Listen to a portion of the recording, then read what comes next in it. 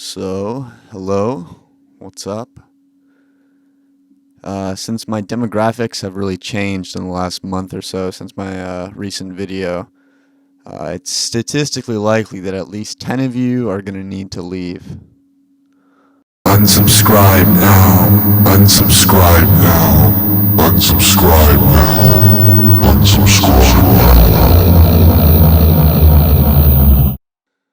Yeah, I'm just doing some normcore content here. You know, playing the game, using the voice. You know, it was a lot more motivating to make TF2 videos back in like late 2015/2016. Because all the mainstream TF2 YouTubers were still making like level 0 prop hunt mod videos. But now all those guys kind of grew up, you know, and are making real content that's actually impressive and palatable, and it's usually always just about how fucked TF2 is and why you should mail bombs to Valve. Anyway, I just got back from visiting some family for the holidays. And I thought it'd be a good time to, you know, reach out to some of the deep fans, see how things are going with you, let you know what's up with me as we close the doors on another year. I think overall it was great just to have some time where I was away from my daily routine. Also good to see some relatives I don't see very often because I've never really lived in the cities that they do. But hey, there were definitely some sort of off moments, as there often can be at reunion type events. I heard recently that babies develop their sense of self through looking at their parents. Like if your parents never reacted to you or looked at you, it's hard to say if you'd even be able to properly understand that you are a being like them too. And I think that makes a lot of sense, because if there were no other people, if it was just you, how could that concept of the self even emerge? It's like there needs to be, you know, others for any sort of distinction to exist from you. It's like if all animals were just dogs. The term dog then kind of becomes useless because they're the only kind of animal. So if that were the case, the term animal would be descriptive enough, and the term dog wouldn't need to exist. Not to tangent on that too long, the reason I'm saying all this is because I feel like trips to see your extended family are kind of a great way to understand more about yourself simply by observing and being with others. I've really noticed that this trip, because it's become more obvious to me the ways in which I feel like I maybe don't belong with some people, and specifically why it feels like there is an incongruency between me and them. And sometimes it's hard to know too when those incongruencies are there, because I'm a young person, and that aspect to me kind of changes the perspective in which older people might listen to me, where they don't really listen with open ears, but instead just sort of listen observationally with that expectation that I'm probably too young to have insider experience that they don't have. But at the same time, if it seems like they aren't listening openly, it could just be that that's all it is, and it has nothing to do with age, because there are all kinds of people who simply won't accept ideas that, if believed to be true, would require them to change the rules by which they live their life, or the rules that they sort of passively follow, that they have decided to live by. So it might not necessarily be age, but you never know. Sometimes I think about, like, why do I make TF2 videos? At the time that I uploaded my first video, I probably aspired to be a platinum Highlander soldier or spy one day. And I maybe thought it'd be cool if I could become like the next normcore TF2 YouTuber. But since then, I didn't even play TF2 for a 1.5 year period. And I haven't been on a competitive team for 2.5 years now. Like, that era where I truly loved competitive TF2 is long gone. And the game itself seems to be in this depressing, constant state of decay, and just like it just feels like wasted potential with each update. somehow stepping further and further away from a lot of the things that I think make TF2 really magic. And even back when I made videos when this scene was more happening and was maybe a bigger part of my life, it didn't really seem like I'd ever get the reception to justify putting more energy into this part of my life. The casual TF2 YouTube space. But then I wonder, is there any point that it could reach where I would have that? Like, how many subscribers or how many views would it have actually taken for me to feel like it was worthwhile in some grander sense? And I ask because I want to know if those numbers exist, or if this is just sort of an excuse of mine that reflects my attitude towards these videos. And this brings me to the bigger realization.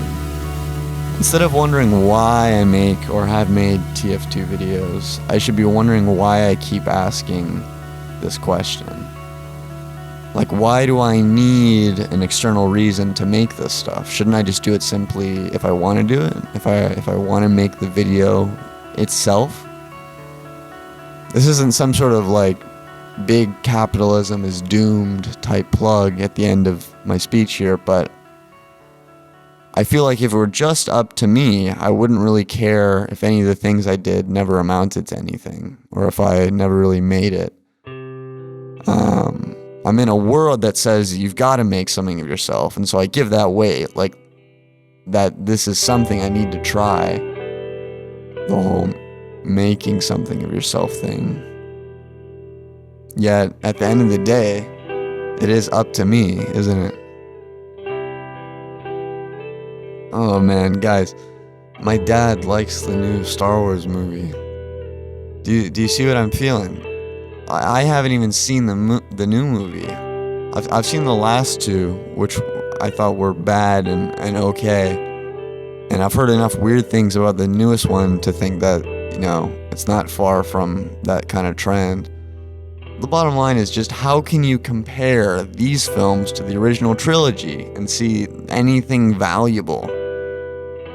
My dad loves those original movies as much as me, if not more. Watching those was a big thing for us as I grew up. As I'm sure it is for a lot of boys with their fathers. It's kind of like, he does this with some other things. He doesn't really see the bad side of social media and all this pervasive technology. At least that's what he says when he talks to me. And similar to the Star Wars thing, it makes me feel like I'm a pessimist or something who's projecting onto the world my belief that things are worse now in some ways, rather than that actually being true. And look, no matter how much I try to reassess that, I still see what I see. A film industry that will make revenue independent of product quality, as long as the technical aspects are up to snuff, if it has good camera work and colors and music or whatever. And a generation progressively dismissing the real world social experience in favor of humanity commodified through thumbnails and reduced down to the user's desired toleration. Went from calling to texting and messaging to just casually ignoring, and now you can even block out whatever you don't want.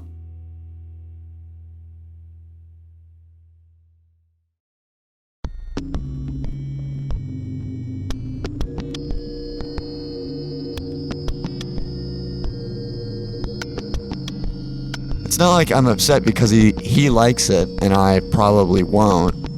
There are plenty of things he likes and I don't like, and vice versa, and that's fine, and that doesn't bother me at all. It's about the difference of values, of morals. Because to me, those things going on with film and social media, just as particular instances here, have aspects to them that are morally in opposition with the values I believe in. And that's why those things bother me. If you like Powerade, I'm not going to have a problem with you just because I don't like Powerade. But if you think it's okay for people to be rewarded for doing bad things, I'm going to be all fucked up. Equally so, if you can't tell when people are being rewarded for doing bad things. If you can't see it, that also is gonna fuck with me. Over the past handful of months, I'm really picking up on the fact that I've always thought, these kind of things, but I'm just becoming aware of this thought process that existing can become really overwhelming, confusing, anxiety-inducing, because the fundamental truth is that there are no rules. Our brains tend to prefer rules, and that's why this becomes so tricky. We live in a world full of a variety of cultures and societies, and each one is distinguished by the rules it chooses to give power to and embrace. And this is the evidence in itself that these rules are not concrete, because they change depending on where you go. They change depending on who you talk to. Ultimately, we choose them for ourselves. We've propagated a rule, for instance, in the modern world, that you need to make something of yourself and play a role as a cog in the machine that supposedly gave birth to you, and to feed the engine of mind-numbingly complex financial interplay that keeps so many systems in motion. We've chosen that rule, perhaps, because we believe the individual owes it to the machine that they also indulge in the advantages of, or simply because the machine needs us to follow that rule so it can continue to exist. We've also chosen the rule that thou shalt not kill. And so in addition to any more natural consequences there may be, we like to enforce other consequences for when these rules are broken. But that's the big giveaway, is that there wouldn't need to be consequences if the rules were truly unbreakable, if they were truly unable to be broken, which is what the consequences of breaking those rules hope we will conclude in fear of their presence. If we think of this on a much more broad level, here is the premise of existence, life, or whatever you want to call us. There are infinite possibilities. So what will you do? Right now, you can take a step in any direction. You can form any sentence, take any action. And what will you do? That's where it becomes so overwhelming and confusing. We can be paralyzed now, wondering what to say, what to do. Or we can be consumed by regret of what we did, what we said. And furthermore, we can become hopeless in the onslaught of options for what we will say or what we will do in the future. It's a peculiar way that this works, that by embracing your freedom, you also invite in this absolutely perilous uncertainty and the potential for everything you've ever done and everything you ever will do to be the wrong choice. Understanding that the rules you believe are imposed on you will disappear when you understand that they are of your own enactment will also unravel any confidence you may have had that your good choices and triumphs were actually special and good. And it reveals in reality that they were just choices, neither good nor bad. And then from that comes the concern of how you are supposed to continue making choices without the confidence offered by the delusion that they're supported by your rule set. This whole thing gets messy really fast. Wait, nothing I do really matters? I am my own God? You don't have to panic in reaction to the fact that you right now can do anything you want. And to clarify, when I say you can do anything, I don't mean you can fly or punch through titanium.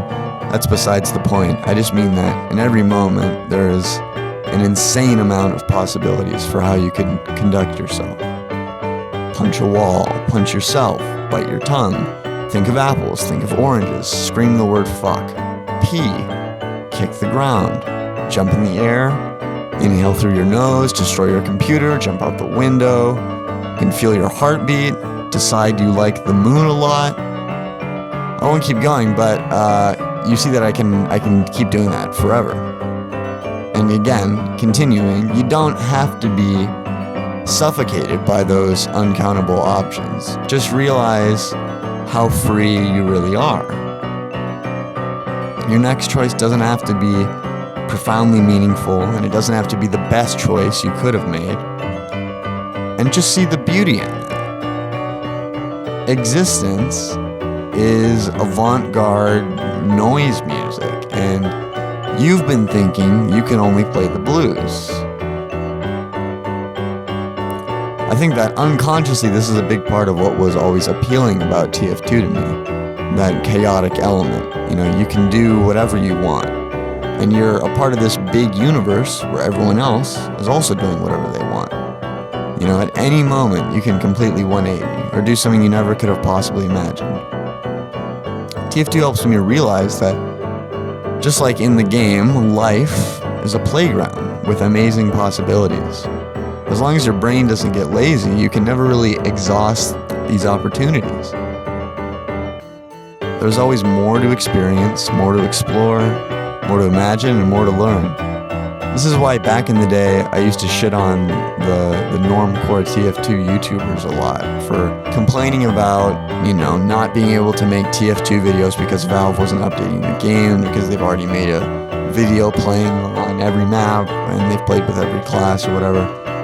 It's like, man, wake up and realize how you've just touched the surface of the potential of this. Complaining about shit like this is like if a musician would say that they're running out of songs to write because they need the guitar to be updated. Or it's like an artist saying, you know, they can't paint paintings anymore because they've used all of the colors already. It's ridiculous. It's silly. This is what's cool about existence. Existence is the only perpetual motion machine to ever exist. No one knows why, but everything just keeps on existing for some reason. So have some fun with that, because that's pretty cool.